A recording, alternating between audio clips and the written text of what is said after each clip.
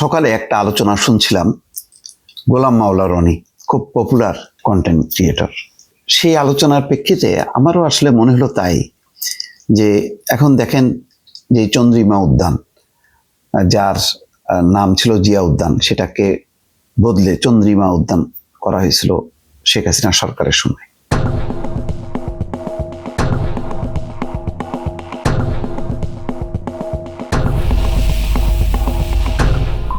চন্দ্রিমা উদ্যান, জিয়া উদ্যান, আবার চন্দ্রিমা উদ্যান, আবার এখন সেটা জিয়া উদ্যান। সেখানে প্রয়াত প্রেসিডেন্ট মরহুম জিয়াউর রহমানের কবর ছিল। সেই কবরকে ঘিরে হাজার হাজার মানুষ আসতো। সেটা প্রতিনিয়ত ওই গণভবন দিয়ে যখন নাকি শেখ হাসিনা যেত, তখন তার কাছে খারাপ লাগতো।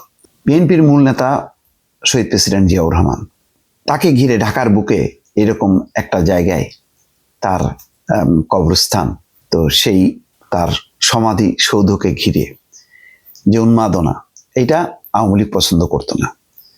সে কারণে বহুবার 15 বছরের চেষ্টা করেছে যে এটা কিভাবে উচ্ছেদ করা যায়। এই জন্য নানা রকম আলোচনা প্রায় করত।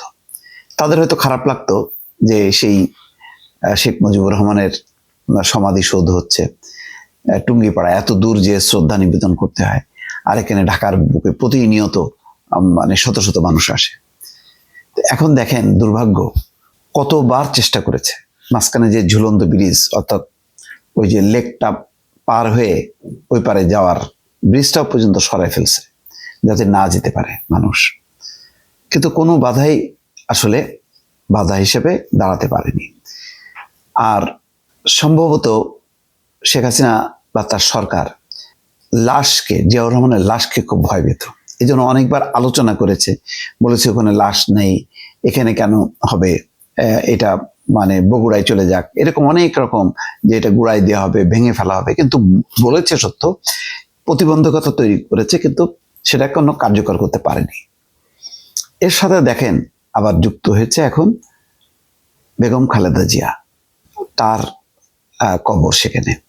এখন জিয়াউর রহমানের লাশ এবং বেগম জিয়ার লাশ, দুটি লাশ সেখানে দাফন হয়ে আছে। তাহলে বুঝতে পারছেন, আগের প্রজন্ম জিয়াউর রহমান আর নতুন প্রজন্ম বেগম খালেদা জিয়া, দুইটা প্রজন্মের যে সম্মিলিত শক্তি, এটাকে ঘিরে ঢাকার বুকে বিএনপির একটা শক্তি, সারা দেশের মানুষ আসবে বিএনপি নেতা কর্মী সমর্থকরা তো যাবেই, বেগম জিয়া এবং জিয়াউর রহমানকে ঘিরে যে অগণিত মানুষ, সাধারণ মানুষ, তারাও শ্রদ্ধা নিবেদন করতে যাবে। তো আগে জিয়াউর রহমানের লাশকেই কতটা ভয় পেত আওয়ামী লীগ এবং শেখ হাসিনা, এখন তার সাথে যুক্ত হচ্ছে বেগম খালেদা জিয়ার লাশ। দুইটি লাশ এক জায়গায়, তার শক্তিতে এখন আওয়ামী লীগ নিঃসন্দেহে দিশাহারা। কারণ তারা বহুত বার এইখানে যে কবরস্থানটা থাকুক জিয়াউর রহমানের, এটা তারা প্রকাশ্যে বিরোধিতা করেছে, কিন্তু বিরোধিতা করেও সেটা সমর্থনটা পায়নি। আওয়ামী লীগের নেতা কর্মীদের মধ্যেও শেখ হাসিনা বিরূপ কথা বলতো, আরো মন্ত্রীরা বলতো, কিন্তু এটা আওয়ামী লীগের নেতা কর্মীরা পছন্দ করেনি যে এটা নিয়ে কোনো বিতর্ক তৈরি হোক।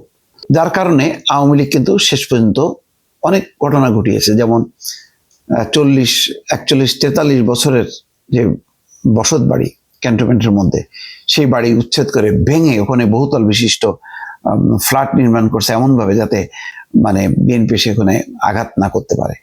ওখানে সামরিক কর্মকর্তাদের আবাসস্থল এখন ওইটা। তো এই কাণ্ডটাও করছে, কিন্তু ওই কবরে আর হাত দিতে পারেনি।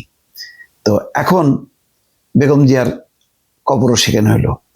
তো সব মিলায় দেখেন, এবং আজকে সেই লাশ দাফনের পর থেকে শুক্রবারে ঢল, শনিবারে ঢল, আজকে রোববারেও ঢল, মানুষের ঢল আর থামছে না।